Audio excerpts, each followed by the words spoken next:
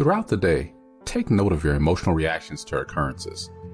It is quite easy to blame your emotional feelings on your daily events. Always keep in mind that acknowledging how you feel about your experiences is crucial to enhancing your emotional intelligence. Neglecting your feelings means ignoring critical information that has a huge influence on your thinking and how you carry yourself. You must choose to pay attention to your emotional feelings to effortlessly tie them to your experiences. For example, if you are at a meeting at work and a colleague abruptly cut you off while you were still delivering your argument, what kinds of emotions are you likely to feel? What would you feel if you were being commended for the wonderful work you had done? When you develop the habit of identifying your emotions as they occur, you increase your awareness of your environment and every experience you have as well as the feelings those experiences elicit. In this manner, you gradually improve your emotional intelligence. The key to developing the habit of tuning into your emotions throughout the day is to make it a practice to think about how you're feeling as soon as you get up and before you go to bed. Pay close attention to your body. Rather than ignore the physical manifestations of your emotional sensations, you should begin to pay attention to them. Recognize that your mind and body are inextricably linked, and neither can thrive without the other. In other words, the body and mind have a strong influence on each other. To improve your emotional intelligence, you must learn to understand body signals and utilize them as clues to determine what emotions you are experiencing.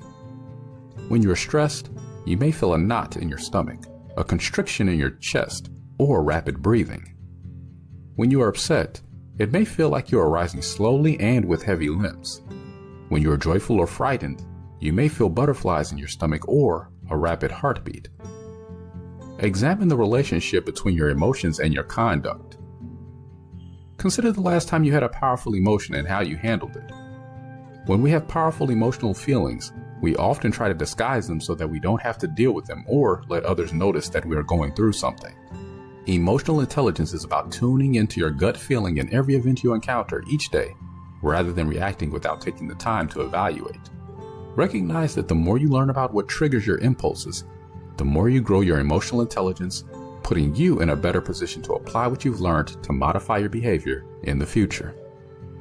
Here are a few instances of behaviors and their underlying causes. When you are ashamed or uneasy, you are more likely to retreat from people and avoid engaging in discussion. When you are furious, you may notice your voice rising or stomping away angrily. When you feel overwhelmed, you may panic and lose sight of what is most important in your life.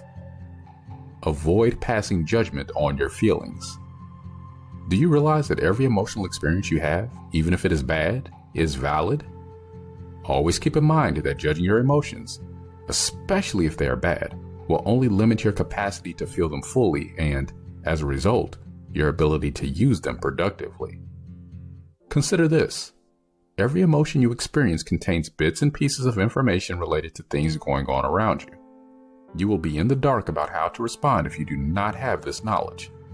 This explains why your ability to sense your emotions is considered a sort of intellect. Yes, this is not something you will learn overnight, but by practicing letting go of bad feelings, you will be able to properly relate them to what is going on around you. For example, if you feel extremely envious, the first question you should ask yourself is what that emotion is telling you about the scenario as a whole.